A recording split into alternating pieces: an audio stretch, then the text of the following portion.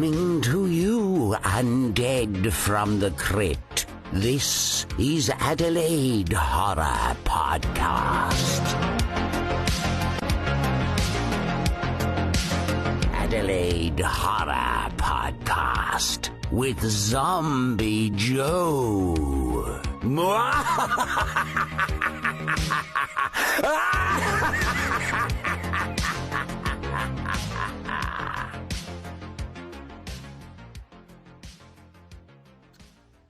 Hi, and welcome to the Adelaide Horror Podcast. It's your host, Zombie Joe. Tonight's episode is number 37. It's the continuation of the International Horror Series. And so I'm looking at the country of Spain.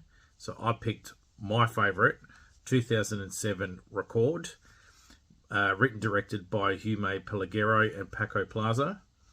This movie really kind of jumped out at me when it first came out, 17 years ago now. So when I came to do the rewatch for this, I was really pleasantly surprised how much I enjoyed it again watching this. There was some time has passed since I've seen this movie, and because of my work that I do and stuff, I was relatively tired in the evening. So when I got to sit down and watch this, I was a bit sleepy peepy, and I kept nodding off a bit every now and then. That's just because of me physically being tired for that day. No reflection on this movie at all. It is balls to the wall. But when I'm sleepy, I will sleep through anything. So it's no reflection to this movie at all. And so I had to kind of rewind it a few times and get back to the dialogue, because it's a dialogue. It's not a dialogue heavy movie, but the dialogue is fast. So you need to really hook on to what they're saying, or you're going to miss it, because they go in, especially as they enter into the apartment, and it goes later into the movie, and you get the kind of the info dump at the end of the film. You have to kind of really be switched on with what they're saying, because then it kind of is this aha moment right at the end where you kind of work out what's going on. The beauty thing about this film, and coming down for the recommendations later on, this is the box set that I have, is Record 2, 3, and 4. In Record 4, what I can remember, it's been quite a while, but it's based on a ship, and this one here does the massive info dump on the whole entire thing. So you get heaps of info about how it started, why it started, who created it, and I really dug number 4. It was actually quite good. So that's why they're my recommendations for the Spanish horror section, because 2, 3, and 4 are pretty good. So yeah, other movies that speak Spanish aren't going to be recommended tonight, and the reason for that is they come under the South American banner on that one, so I'll be reviewing those films there. So specifically for Spain, for me, the one that I dug was Record. So definitely check out, definitely recommend for me. It's in the Spanish language. You can view it, like I said, on the DVD box set. You can actually go out and buy it. I had a copy of it, and it went up. I had it when it first came out because I completely loved this film, so I bought it off the video shop 17 years ago. Who knows? I moved house, lost it. I don't know where it went, so I had to go out and track it down. I actually thought I'd be able to stream this relatively easy without pirating it or anything like that, and that was just a no-go. It's available in Spanish on YouTube, so that's no help to anyone unless you want to crack out the the English-Spanish book to try and translate, or it just won't happen. So yeah, you can eBay them, and they're at a pretty decent price as well. Just make sure that if you're here in Australia watching this and you want a copy of it, it's Region 4 is the DVD that you want to buy for that. So just go Region 4 Record 2007 DVD, and in your Google search, and it'll list a whole bunch of people selling their copies. So that's not hard to find. So I found this one here that was a 4-pack, and I went, beautiful. So I managed to get that, and been enjoying going through, rewatching them again. I've just wanted to record so I could review it for the show, but I'm really looking forward to watching 2, 3, and 4 again, because I remember all of them, and I remember liking actually all of them. So I'm looking forward to doing a rewatch on that one. So, the runtime is 1 hour and 30. This is the glory days of a film that didn't fuck around with the time. Like, it got the job done. It started straight away. It got you hooked in. It nailed you with the horror, and then it left you. And then the credits went up, and you were kind of like, holy moly, like, what a film. The good old days. Nowadays, it's not that at all. It's you have to pack a lunch and go to university to work out what the fuck's going on, just to get a bit of a scare. So unfortunately, that's the way it is. The rating for this one is 9 out of 10 for sure. This is right up there. And the first time horror, I reckon you could actually do this one. It's not gory.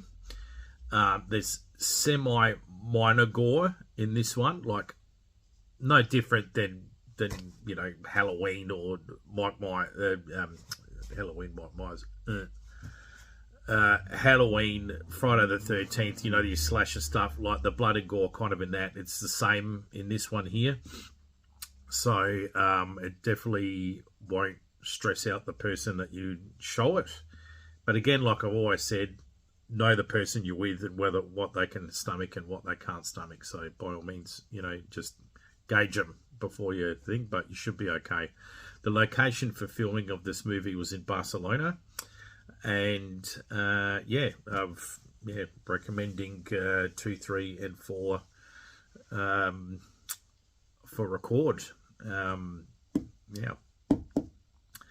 So the cast for this one is kind of a bit scattered, how I've had to explain who's who on this one, because you kind of follow your main characters. You're introduced to other characters, but majority of the time you're really looking at Angela, played by Manuela Vasquero, and you're also mingling with the firefighter Manu, played by Ferran Torres, or as I like to call him, Spanish Joe Rogan. He's like, every now and then you just saw it, I thought, geez, not wings. So that was quite funny. Joven, who's played by Jorg, he's the skinny cop, the skinny tall cop in this one that you meet when the TV presenters arrive to the apartment. And then there's Alberto, who's played by Vichel Grill, and he's the second cop in the building that you meet on the stairs, and he tells them to go up and to the apartment where this incident is occurring with this elderly lady and screaming and like a domestic kind of thing going on. Then you meet in the foyer. This is how you kind of meet everybody, and it's kind of smart how they did it, because you'd go there and you can either, this girl goes floor to floor, room to room, and you meet everyone separately, or you just meet everyone in a group. So you meet the grandparents, or abuela and abuelo. So abuela is played by Maria Ortega, and abuelo is played by Manuel Bronchard. And they're the lovely elderly couple. Abuelo and abuela means, I think, grandma and grandpa in this one is what they referred to them as. There was the mum who's holding the baby, and she actually doesn't have a name. They just called her Madre Hysterica, which is like hysterical mum, which I just thought, okay, fair enough. Well, she doesn't have a name apparently, but that's played by Maria. And Caesar is the other gay gentleman there, played by Carlos Lastra. And there's an Asian couple, but they put them down as like a Japanese man and Japanese woman, even though the Japanese man is actually Korean or probably Taiwanese by the sound of his name. So that's Kyo Chermin, and the Japanese woman is Akimi Goto. So, and then there's a little girl in there, but in the credits I couldn't find actually her name, so I can't tell about the kid. So, which is kind of lost into the thing, and I think it's because when the film first starts and you got Angela and she's trying to, you see her smiling and you see her, presenting her TV show, and there's a couple of bloopers there and there, it's kind of this cute thing that she's got going, and she's stuffing her lines and doing a couple of bloopers and then gets it right, and then she goes to meet the other firefighters, and in the room you see this giant group of firefighters, and you're just like, how the fuck am I going to remember everyone in this thing? And the beauty thing is you only follow kind of a group of them when there's this call out, and they're like, oh, cool. And they go on to the call out, they sit in the fire truck, and they go into the city and to this apartment block. And initially when you approach the apartment block, there's a police car there. And you go inside, and there's the two police officers inside and the group of the residents in there, and they're freaking out, right? And so this is kind of your introduction to everybody all in one hit. You don't know their names. They're all hysterical about this event, and this film's like, the lady's like, film it. Like, don't turn off. Keep filming what's going on. When they go up the stairs into this apartment block, they can't actually get into the door of the apartment in question where this incident has occurred, while they've been called out to. And so they have to ram the door to get in, and they get in and they interact with the person in the apartment, which is an older lady that's a bit disheveled. Again, I couldn't get her name and credits on this one, so I don't know her name and credits on that one. And some shit kind of breaks off with that. In between when that happens and they come back down the stairs again, and I'm not going to say what goes down, when they go back down the stairs, the cops outside have sealed the building. Like, they've just put all these plastic drapes down and they've just sealed the building. So the two cops that are in there, for the first responders attending to the call, is now locked in with them as well. And the fire department guys that have gone in are now locked in there as well. And they're like, what the fuck's going on? Like, and so you've got the group of residents who are initially the ones that are hysterical, and the first responders being professional and try and keep them calm. Suddenly the first responders are now hysterical and want to know what the fuck's going on too, because suddenly they're all lumped in. They don't know what's going on. And they approach the window and they just get told, we'll tell you what happens when it happens. The cop is standing away from everyone and radioing into his headquarters, what the fuck's going on. And they're just like, no, hang in there and you've got to wait. We're waiting on some information to come to us, and then we'll tell you what's going on. So there's this, they're kind of in the dark as well, which doesn't make their job easy, because they're trying to, attend to people and try to stay calm themselves, but they can't, because an incident has already kicked off and they're trying to attend some first aid to somebody, and at the same time trying to work out why they're locked into this building. And now the notches start to crank a bit in this film, because and you got to you'll notice it, like it starts to go up a bit, like at that point. The thing that I like about this film is that the tenseness builds as it goes, and then something happens to somebody, and then something else happens, and then it just adds on to another event, and another event kicks off, and it just keeps going, and it's this unrelenting chain of events that just makes things get worse and worse. And it's just unrelenting. So you see the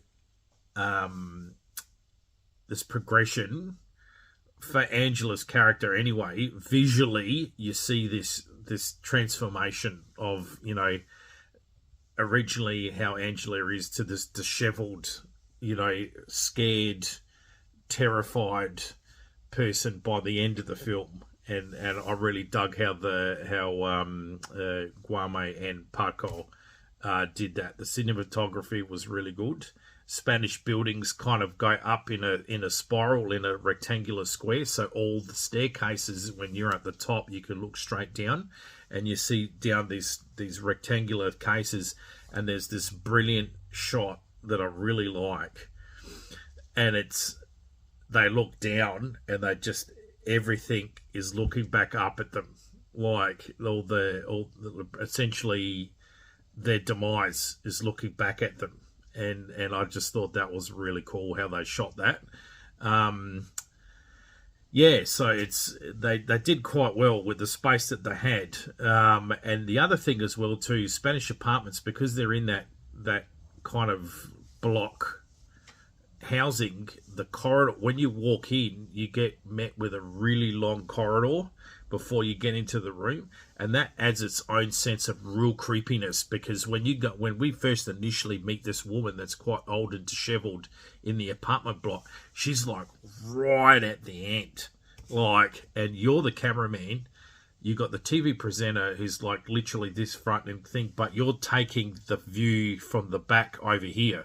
So I'm the presenter, I'm talking, but in the background, suddenly you see this figure come out from the back, and it adds that suspense, like, oh shit, what the fuck's going on here? Like, look out behind you kind of thing. But because it's so far away, like, and then you see the threat approaching, or, you know, the build up as you get closer to the threat, and the lighting isn't great, you know, it's and there's no music in this because it's shot as a document, like film thing, so there's no creepy music or whatever. It just kicks off when it kicks off, and that's what I really dug about it as well. I just thought, wow. So you meet all these mini characters, but you're following Angela, Manu, and Duran most of the time, until kind of the real shit kind of hits the fan. People start getting picked off, and the numbers dwindle quite quickly. And then at the very end, kind of reminded me of the Blair Witch Project. You could really see how horror films have changed in the way that they deliver things now. Now they do the info dump mid-film. Back then, they did the info dump right at the end of the film, like as it was closing up at the final stages of the film. That's when you got the info dump. Case in point, the Blair Witch Project. You kind of followed her all the way through, focusing on her, camera on her, until she finds out what's going on, and then, you know, there's this, and then you see the scene that we all know, and that's the end of the film, and you're like, whoa, shit, what the hell was that? This has kind of done the same thing, and she's kind of in this room, and they're using the night vision on the camera. And the only time, the first movie to do this night vision terror scene in the dark was Silence of the Lambs. And I remember I would have been about, so this was what, 91 or 92, so I would have been 12, 13 years old when Silence of the Lambs came out. Too young to go and see it at the cinemas, but I had older cousins. One was a hairdresser, and I distinctly remember being at her salon, and my mum and her were talking about this new movie with Jodie Foster, Silence of the Lambs. And at the time, she went to go and see it with her boyfriend at the time, and she said it was so terrifying. And she goes, and at the end, she goes, what really did it for her, and I still remember her saying it, was they had this green light night vision goggle scene where you were seeing everything in night vision, right? And I thought, shit, okay, that's, you know, as a kid, I was like, wow, okay, like black and green. Okay, so then when I went to go and see the movie myself later on down the track, I thought, oh, okay, night vision, and I could see what she meant, and like it added that sense of real suspense at that point, like really sucker punched you, like, and then just kind of, I haven't really seen any other movie where, you know, it has night vision goggles, but not to that point where it's really terrifying. This brought back that sense of tenseness, and when I rewatched this, I've got to say, when we got to that apartment, she had to, the lights went out, and she had to put on the night vision on the video, and the only way they could see what was going on was that they were both huddled together and the camera was in front of them. So there, can you imagine holding this, you know, camcorder, like trying to, you know, like this, like looking through the thing, and you're watching it with them. And so when creature comes out of the dark, suddenly this thing comes smashing through the house, and it's like, I don't know if it's blind, but it's kind of like it can only go by sounds. So they had to really be quiet, and every now and then the camera kind of pans to Angela, and she's like holding her breath like this, and then the camera pans back, and you see this thing just smashing through the apartment because it could hear something. Something's intruded its space, and it wants to know what it is, and it's furious, but it's this thing. So, and that's kind of the movie, and I'm not going to go any further because it goes into massive spoiler details. But I've got to say, the creature. Now, the creature has a name, and her name is Nina Medeiros.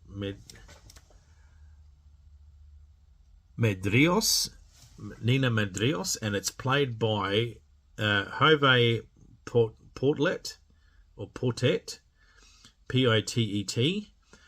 This guy is the Spanish answer to Doug Jones. Now, Doug Jones did all the creatures from Hocus Pocus, Hush from Buffy. That's fucking, mate, still the best and the scariest episode of Buffy, hands down. With the ones that don't speak and they're smiling and they're just doing surgery. Fucking hell. Like, yeah, I don't have nightmares, but like, yeah, it's still the creepy stuff, 100%. He was one of the gentlemen, I think they call him, the gentleman. Anyway, and I still remember the creepiest shit. It was when they were like doing the surgery. This guy's like, and he's doing the thing, and they finish, and they're all smiling at each other, and they start clapping, and they're like this. Oh fuck! I just got bloody goosebumps now thinking about it. That was so visually creepy. Well done. Anyway, so he's the answer to Doug Jones, and you just by his physique, like how he's quite skinny and limbery. He kind of reminds me of Tiny, the guy from House of a Thousand Corpses. If anyone remember, is it Tiny? I think it's Tiny. Yeah, it's Tiny, I think. Anyway, he was kind of physically a bit distorted as well. But yeah, anyway, these two guys do a phenomenal job. What else? Doug Jones did Crimson Peak. Javier has done Alien. He's also done the horror movie Mama. He's done Mama. So yeah, he's quite physically horrific. Like he's contortionist. That's it. Style of bringing the physical horror to something was phenomenal. So this whole scene was just amazing. And to rewatch it again, and I thought, wow, after 17 years, for me to do this rewatch and still be eating my popcorn going, fuck, like that is impressive. And you don't get that anymore. Like it's maybe some of the new horror movies coming out now, yeah, might be in the thing, but not to this point. There's still up the top for me. That was so good and really holds up, and hence why I'm recommending it tonight for sure. Definite recommend. So yeah, that is Record 2007. Definitely check. So for a collection of movies 1, 2, 3, and 4 to be as strong as each other and tell the whole entire story without being weaker or less dominant or more dominant, like it's none of that. Like all 4 hold up pretty good, and so that's why they're my recommendations on that one. So definitely go check it out. Record 2007. Definitely go check it out, and yeah. Cool. So that's it for the review tonight. I hope you all been well, your family and friends are well, and keep enjoying those new horror movies. Man, there's some good fucking horror films coming out. I've watched a lot of the so there's some other reviewers that I follow on TikTok, and they've been coming out with some really good recommendations for new horror films now. So yeah, really excited about what's coming out, but I'll still keep doing these international shows until they run out, and then I'll start reviewing some more modern stuff. So until then, stay scary, and I'll see you in the crypt. Adelaide Horror Podcast with Zombie Joe.